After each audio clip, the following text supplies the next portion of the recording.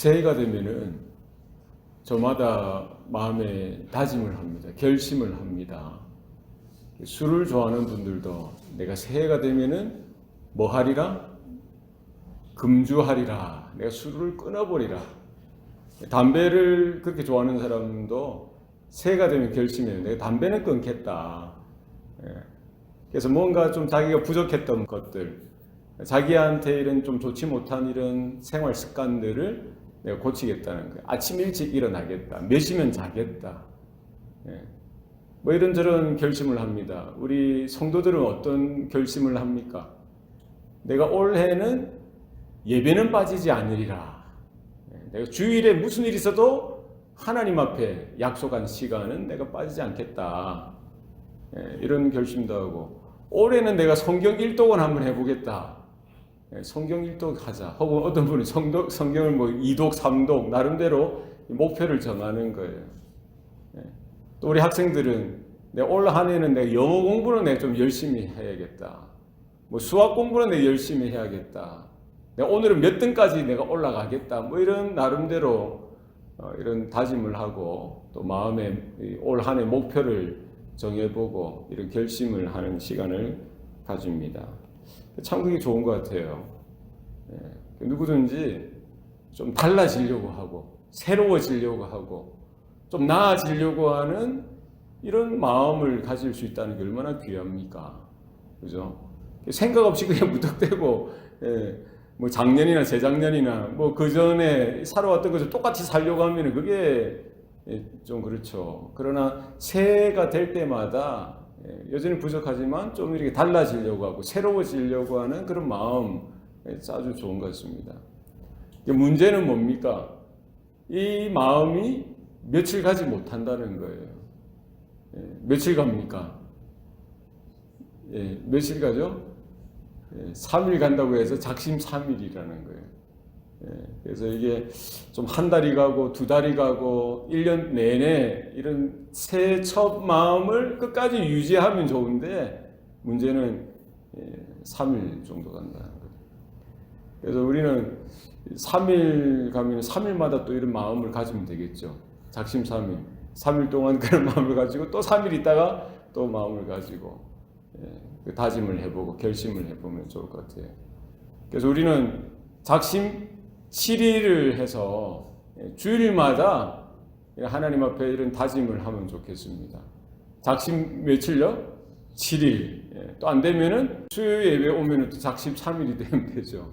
3일마다 혹은 7일마다 우리 예배할 때마다 하나님 앞에 이런 마음을 다시 다잡고 다짐하고 결심하여서 올 한 해는 좀 우리가 하나님 보시기에 하나님 기뻐하시는 하나님께 영광 돌리는 그와 같은 우리의 삶이 되시기를 축복합니다.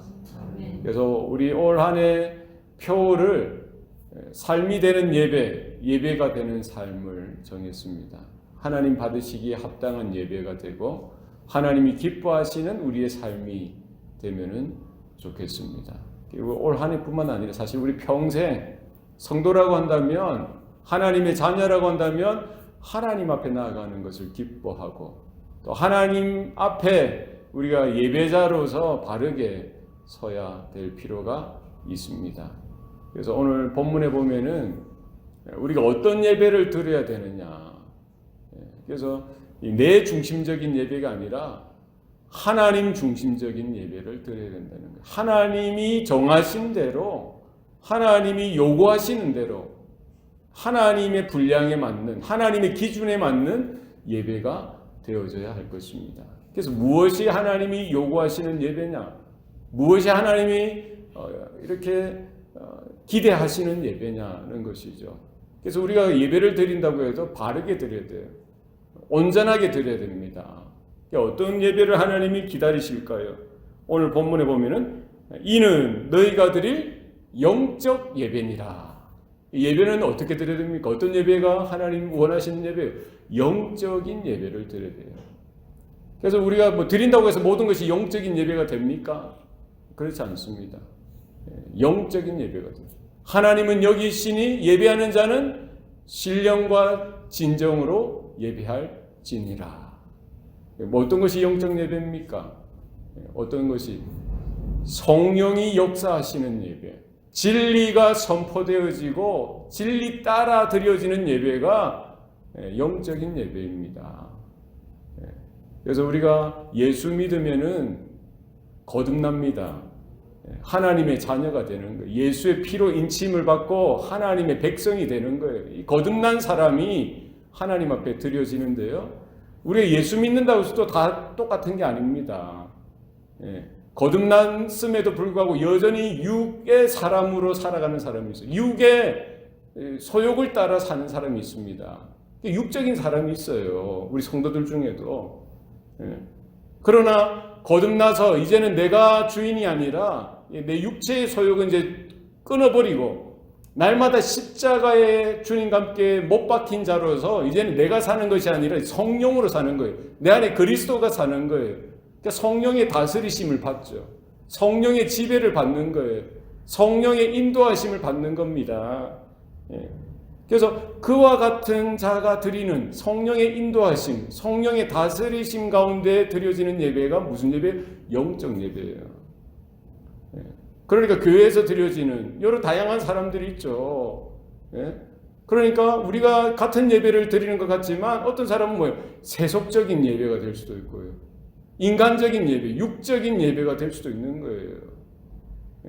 자기 소욕, 자기 욕망, 자기 의를 이루는 예배는 하나님이 기뻐하시지 않는 예배. 영적인 예배는 뭡니까?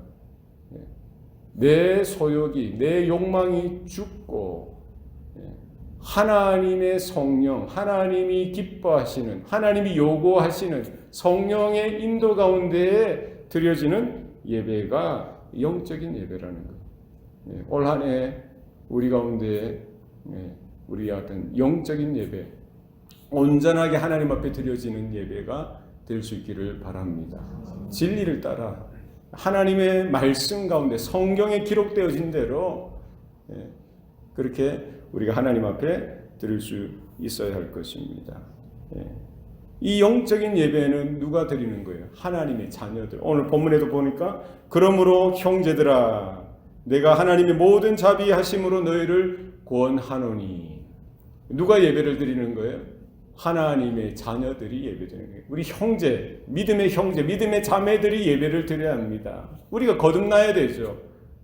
예수의 보혈로 인침을 받은 자, 제사함의 날마다 기쁨으로 은총 가운데 있는 자, 우리가 그와 같은 구원의 감격으로, 그와 같은 기쁨으로, 감사함으로 하나님 앞에 하나님이 받으시기 합당한 그와 같은 예배가 되어지는 것입니다.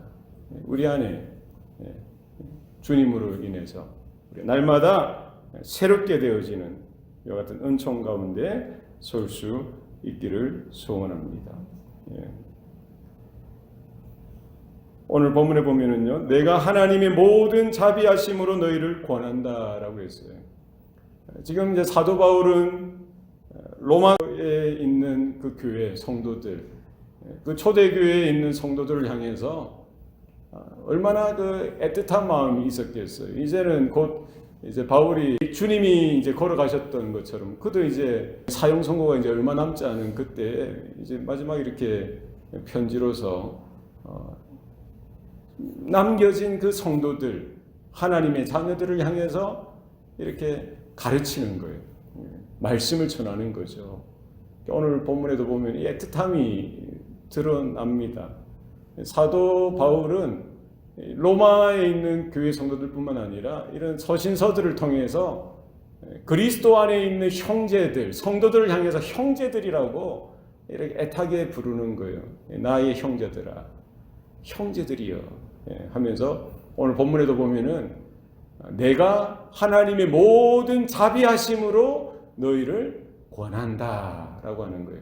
마치 손이의 그 형님이 그 동생한테 이렇게 말하듯이 또 같은 형제로서 이렇게 권면하듯이 이렇게 말하는 거예요. 그리고 마치 영적인 아버지, 우리 육신의 아버지처럼 영적인 아비로서, 영적인 부모로서 사도 바울은 그 자녀된, 영적인 자녀된 그 성도들을 향하여 이렇게 권고하는 것이죠. 강권하는 겁니다. 애틋하게 이렇게 주님의 명령으로서, 주님의 약속으로서 이렇게 그 말씀을 증거하고 있는 것이죠. 어떤 것이 근거가 됩니까? 사도 바울이 설교하고 사도 바울이 사역하고요. 뿐만 아니라 우리 모든 성도들이 하나님 앞에 예배로 나아갈 그 근거가 여기에 있어요. 무엇이 될까요? 우리가 하나님 앞에 바른 예배가 되어질 수 있고 영적인 예배가 될 수 있는, 하나님의 부르심에 믿음으로 응답할 수 있는 근거가 어디에서부터 시작되어지는 겁니까? 어디에서 시작되는 거예요? 하나님께로부터 시작되어진다는 거예요. 내가 하나님의 모든 자비하심으로 너희를 권한다라고 하는 것이죠. 그래서 모든 하나님의 은혜, 우리가 하나님 앞에 찬양하고 기도하고 예배하고 하나님 안에서 은혜로 열매 맺고 살아갈 수 있는 모든 근거는 어디에 있다는 거예요? 하나님의 자비하심에 있다는 것입니다. 자비하심, 하나님의 인내하심, 인자하심, 하나님의 사랑하심, 또 다르게 말하면 하나님의 긍휼히 여기시는, 하나님의 불쌍히 여기시는 그 은혜에 있다는 거예요. 그래서 오늘 본문에 보면은 표현을 이렇게 했어요. 하나님의 어떤 자비하심이라고 했습니까? 어느 정도의 자비하심이, 그 범위가 뭐예요? 모든 자비하심이라는 거예요. 그러니까 하나님의 자비하심에 대해서, 자비가 한두 가지의 자비로 끝나는 것이 아니라 뭐예요? 하나님의 모든 자비하심으로 이렇게 사도 바울은 지금 로마 교회 성도들을 향해서 이렇게 말씀을 전하고 권면하고 있는 것이죠. 그래서 우리가 하나님 앞에 예배로 나아갈 때 그 근거가 뭐예요? 하나님의 모든 자비하심이 우리 성도들 가운데 있는 줄로 믿습니다. 그래서 우리가 이 땅에 태어난 것도, 태어나서 어린 시절 자라고 때가 되어서 여러 모양으로 여러 형편에 있다가 하나님이 우리를 만세전에 선택하여 주시고 또 하나님의 때가 되어서 하나님의 사람들을 통해서 주의 복음을 듣게 하시고 또 하나님의 방법으로 간섭하시고 강권하여 주셔서 이 복음 가운데 설득되어지게 하시는 것이죠.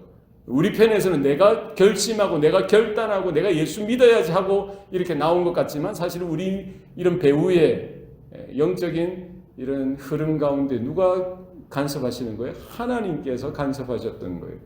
지금까지 우리가 성도로서 부름받아서 이렇게 이런저런 모습으로 살아오고요. 이 광야와의 인생길을 이렇게 걸어올 수 있었던 것, 지금까지 왔던 모든 것들, 또 오늘 하루를 또 살아가야 되고 또 남은 생에 주님이 불러주실 때까지, 주님이 다시 오실 때까지 살아가야 될 그 미래의 모든 순간까지 뭐로 가득 찬 거예요? 하나님의 모든 자비하심이 하나님의 자녀된, 성도된 우리 삶 가운데 이렇게 함께하고 계시다는 사실을 여러분 기억하실 수 있기를 바랍니다. 우리가 주님 앞에 나아갈 수 있는, 하나님의 임재 가운데 나아갈 수 있는 것도 우리의 의로움이나 우리의 잘남이나 우리의 실력이 아니라 뭡니까? 하나님께서 긍휼히 여겨주시는, 하나님께서 불쌍히 여겨주시는 그 은혜 가운데 있다는 사실을 여러분 기억하시면 좋겠습니다. 그런 간절함이 있어야 되죠. 하나님의 자비로우신, 하나님의 불쌍히 여기시는 그 은혜를 향해서 우리가 이와 같은 이게 당연하다라고 생각하면 안 되죠.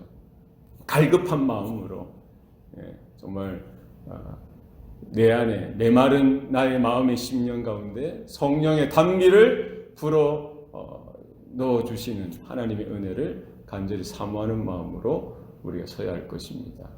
주님께서, 예수님께서 한 동네에 들어가셨을 때 그 소식을 듣고 앞을 보지 못하는 바디메오가 외치는 것이죠. 부르짖는 거예요. 그가 할 수 있는 최선의 것을 다 하는 겁니다. 다윗의 자손 예수여 하면서 부르짖는 거예요. 옆에 있는 제자들이, 옆에 가는 사람들이 예수님이 행차하시는데, 메시아가 행차하시는데, 랍비가 행차하는데 이런 이게 걸림돌이죠. 조용히 있어야 되는데 그래서 꾸중하는 거예요. 조용히 하라고. 까불지 말고 조용히 있으라고. 그때 어떻게 합니까? 그럼 알았다고 조용히 하겠다고 이럽니까? 아니죠. 더 크게 소리 지르는 거예요. 다윗의 자손 예수여 나를 불쌍히 여겨 주시옵소서. 우리가 하나님 앞에 나갈 때 이와 같은 하나님의 자비로우신 하나님의 긍휼히 여기시는 은혜에 대해서 우리 확신을 가지고 이거 아니면 내가 살 수 없다는 간절함을 가지고 우리 예배 때마다 우리 하나님 앞에 주님 앞에 간절히 부르짖을 수 있기를 바랍니다. 주님을 향해서 이렇게 나가야 되는 거예요. 무엇이 영적인 예배냐? 오늘 본문에 보면은요, 너희 몸을 하나님이 기뻐하시는 거룩한 산제물로 드리라는 거예요. 구약 시대에는 예배를 어떻게 드렸어요? 제사를 어떻게 드렸습니까? 뭐를 가지고 드렸어요? 제물을 가지고, 양이나 소나 돈이 없으면 비둘기라도 이렇게 가지고 흠없는 온전한 제물을 가지고 그것을 죽여서 피를 흘려서 드렸어요. 그러나 오늘 바울을 통해서 우리에게 말씀하시는 건 뭐예요? 이제 더 이상 소나 양이나 비둘기가 아니라 이제 그 구약의 모든 제사의 요구는 영원한 대제사장 되시고 또 하나님의 어린 양 되신 그리스도께서 십자가 위에서 단번에 영원한 속죄 제물이 되어 주심으로 이제 구약의 모든 제사는 완성되었어요. 우리가 이제 하나님 앞에 이렇게 제사로 예배로 나아갈 수 있는 근거는 바로 그 십자가의 영원한 제물 대신 영원한 대제사장 대신 예수 그리스도를 통해서 우리가 하나님 앞에 나아가는 것이고요. 그분의 죽으심에 참여하고 그분의 부활에 참여함으로 우리가 이렇게 예배를 나아가는데 이제 더 이상 죽은 제사가 아니라 뭡니까? 어떤 제사를 드리라는 거예요? 거룩한 산 제사를 드리라는 거예요. 산 제사. 우리가 그리스도 안에 죽고 그리스도와 함께 더불어 살아나는 이와 같은 제사가 되어지는 거예요. 이제 죽어서 이제 태워서 없어지는 그런 제물이 아니라 뭐예요? 이제 더 이상 소나 양이나 비둘기 이런 제물이 아니라 바로 우리 몸을 하나님이 받으시는 산 제물로 드리라는 것입니다. 그래서 이 우리 몸을 드린다는 것은 뭡니까? 우리의 몸을 드린다는 것. 우리가 신앙에 대해서 이야기할 때, 예배에 대해서 이야기할 때 단순히 우리는 좀 추상적인, 형이상학적인 그런 개념 이런 쪽으로만 가는데 그렇지 않습니다. 우리가 마음만 닿으면 되지 이게 아니에요. 마음이 가면 또 뭐가 가야 되는 거예요? 몸이 가게 돼 있어요. 너희의 몸을 드리라는 거. 주님께서 분명히 이야기하셨죠. 우리가 하나님을 사랑하는데 어떻게 사랑하라는 거예요?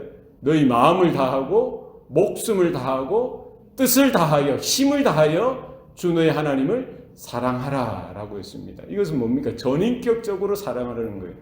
우리의 지적인, 정적인, 의지적인 모든 부분까지 우리의 마음이 가면은 우리의 몸까지 전인격적으로 하나님에 대해서 우리가 사랑을 고백하고 예배 가운데 나아가야 할 것입니다. 그래서 야고보서 기자도 분명히 이야기하죠. 행함이 없는 믿음은 죽은 믿음이라고 했어요. 우리 믿음의 고백뿐만 아니라 뭐가 따라와야 되는 거예요? 우리 몸이 따라와야 되는 거예요. 회개했으면 회개의 삶이 따라와야 되는 겁니다.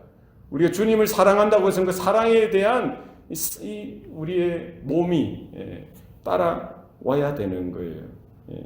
그래서 우리 몸을 하나님 앞에 산제물로 드린다라는 말은 뭐 이제 더 이상 우리는 이제 죄에 우리의 몸이 방치되어지게 그렇게 살아서는 안 된다는 거예요. 예수의 피로 인침을 받아서 거룩한 하나님의 자녀가 되었으면은 거기에 걸맞는 우리의 삶이 따라가야 하는 것입니다.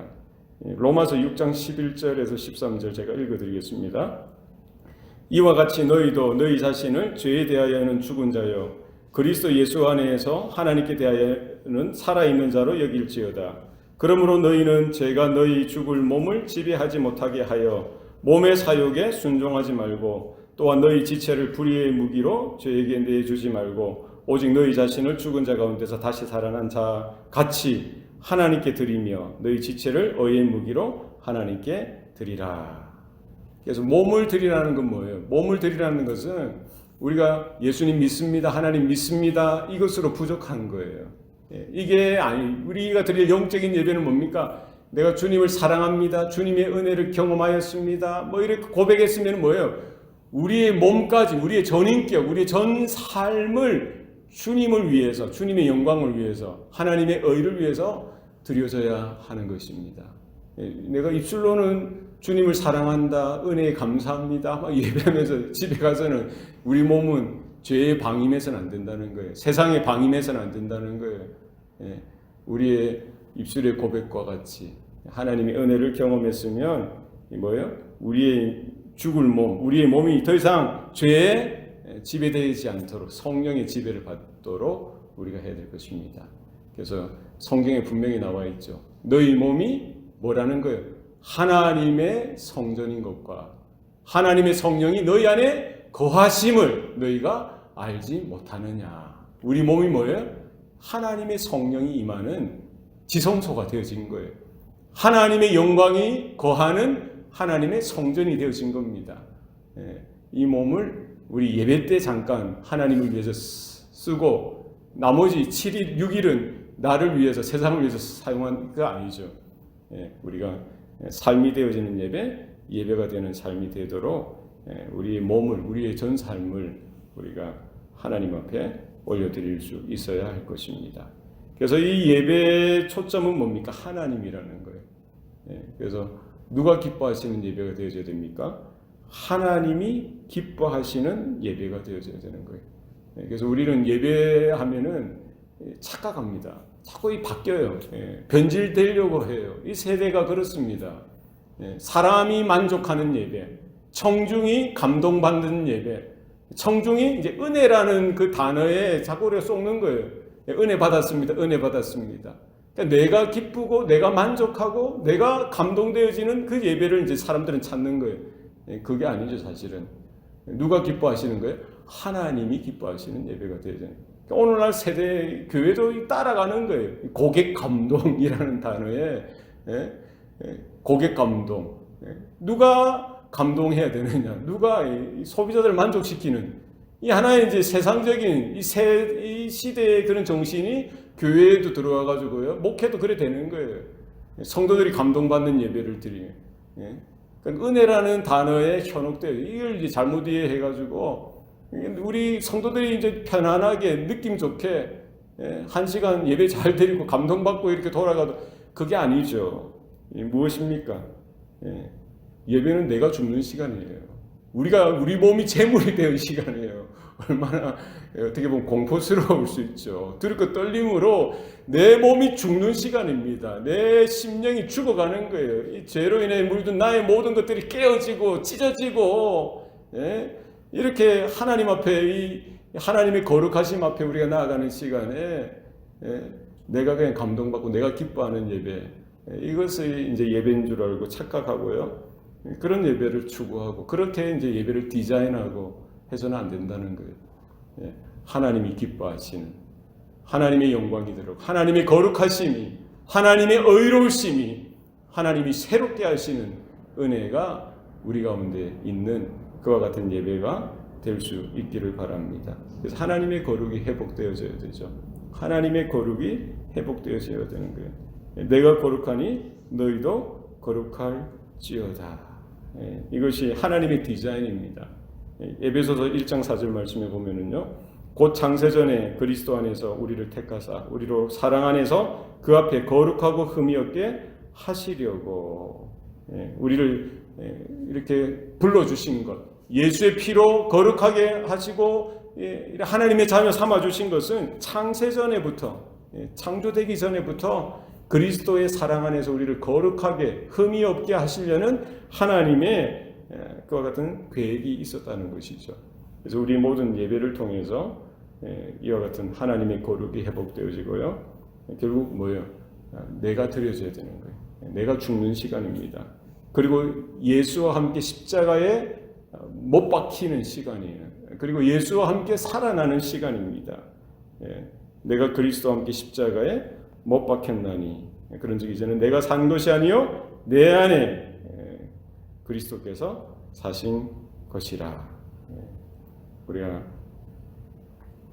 하나님의 자녀로서 우리가 올 한 해 하나님이 기뻐하시는 거룩한 산제물이 되어지고 하나님이 받으실 만한 예배로 우리가 서는 저와 여러분 되시기를 축복합니다. 기도하시겠습니다. 살아계신 아버지 하나님, 2020년을 우리에게 허락해 주시니 감사합니다. 작년과 같은 올 한 해가 아니라 오늘 새로운 마음을 가지고 새로운 믿음으로 하나님의 새로운 은혜를 사모하며 우리가 출발하는 이 시간 되게 하여 주시옵소서. 우리 사랑하는 주의 자녀들, 우리 성도들, 우리 교회가 주님 앞에 올 한 해 달려갈 표대 되시는 그리스도를 바라보며 우리 다시 한 번 더 성령의 감동과 진리의 능력 가운데 붙들려서 이제 우리가 하나님 앞에 바른 예배자로서 또 바른 삶으로 하나님 앞에 영광 돌리고 올려드리는 우리 교회, 우리 성도들 되게 하여 주시옵소서. 모든 것 감사드리고 예수님 이름으로 기도합니다. 아멘.